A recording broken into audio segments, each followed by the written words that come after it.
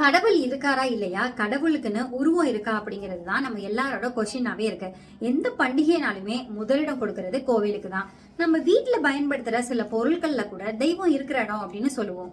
தண்ணீர் பானை குலதெய்வமுக்கும், உப்பு ஜாடி அன்னலட்சுமி, அஞ்சரை பெட்டி மகாலட்சுமி, ஊறுகாய் குபேரர், அரிசி பானை சிவன், துவரம் பருப்பு முருகன், மஞ்சள் அம்பிகை, இது எல்லாம் எப்பவுமே வீட்டுல தீராம இருக்கணும் அப்படின்னு சொல்லுவாங்க. நமக்கு ஏதாவது நல்லது நடக்கணும் அப்படின்னா கோவிலுக்கு போறோம். அங்க போனோம்னா நமக்கு ஏதோ வெளிச்சம் கிடைக்கிற மாதிரி ஃபீல் பண்றோம். ஆனா கோவிலோட கருவறை மட்டும் ஏன் எப்பவுமே இருட்டா இருக்கு?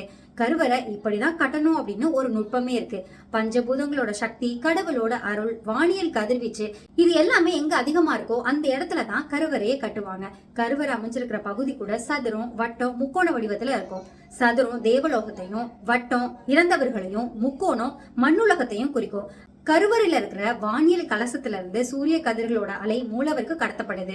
சிலையோட அடியில இருந்து பூமிக்கு அடியில இருக்கிற ஆற்றல் கடத்தப்படுது. இப்படி கருவறைக்குள்ள இருக்கிற பாசிட்டிவ் எனர்ஜியை வெளியில கொண்டு போகணும் அப்படின்னா ஆற்றல் இருக்கிற இடம் இருட்டா இருக்கணும். அதனாலதான் எப்பவுமே கருவறை இருட்டா இருக்கு.